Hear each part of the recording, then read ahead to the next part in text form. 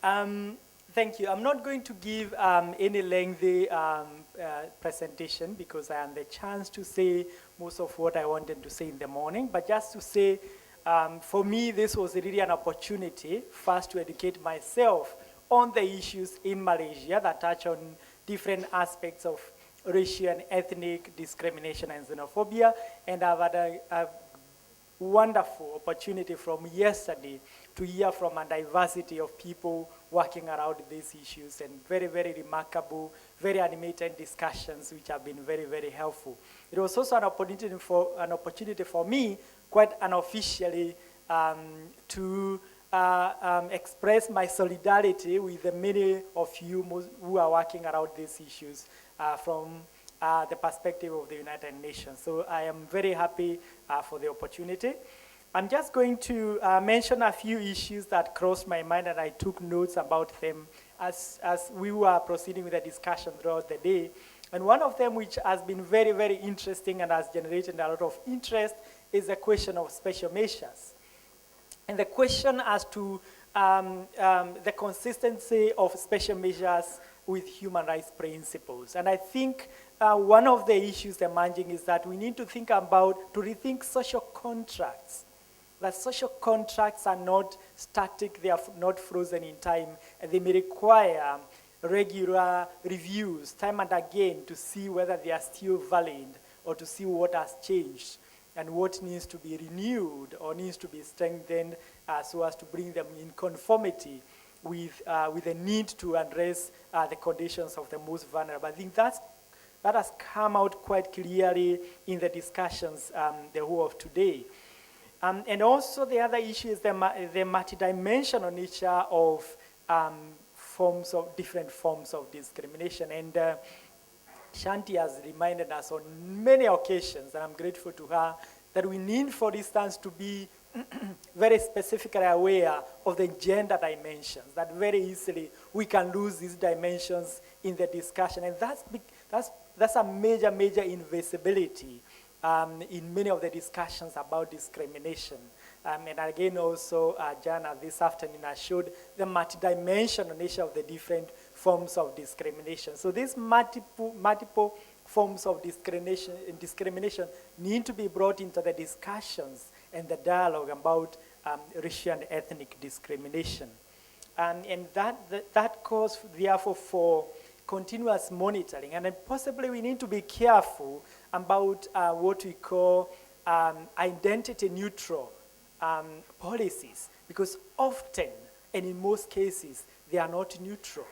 Even though we call them identity neutral, we need to be careful that some people are not left behind, even as we say we are not using any kind of form of indicator. So I think the idea of collecting data and statistics continuously becomes very important. And then the second point is, very quickly, is the point of indigenous peoples. I must say that I did not know much about the situation of indigenous peoples in Malaysia. And this has been quite an eye-opening opportunity. And the situation of indigenous peoples, the forgettability and invisibility is something I think in taking forward the discussions on eliminating all forms of discrimination in different countries, we must bear in mind. The third point is the interlinked nature of rights, and I think there are quite a number of presentations and comments that have emphasized the need to recognize that to address ethnic or racial discrimination, we may require to pass through other forms of rights that we have to exercise: the freedom of access to information, the freedom of expression. We have to wind some of these spaces wider so as to actually have an effective and fruitful discussion around discrimination. So that interlinked nature of rights, intersectionality of rights is something I think has come out quite clearly. Excuse me.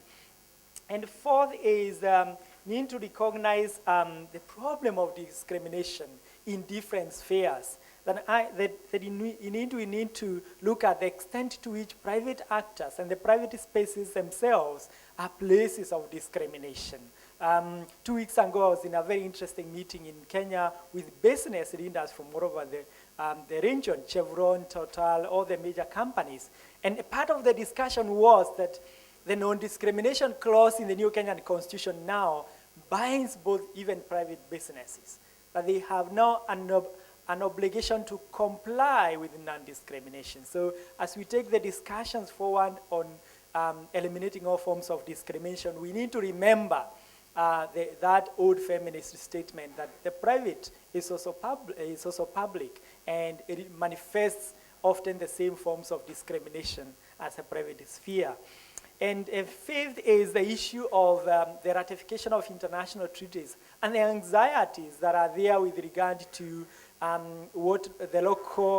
do we address the local, domestic legislation and policies if we are going to ratify international treaties. I think it's been very, very articulately elaborated that we need to look at the international dimension as an extension, as part of the responsibility of all nations, as part of members of the international community.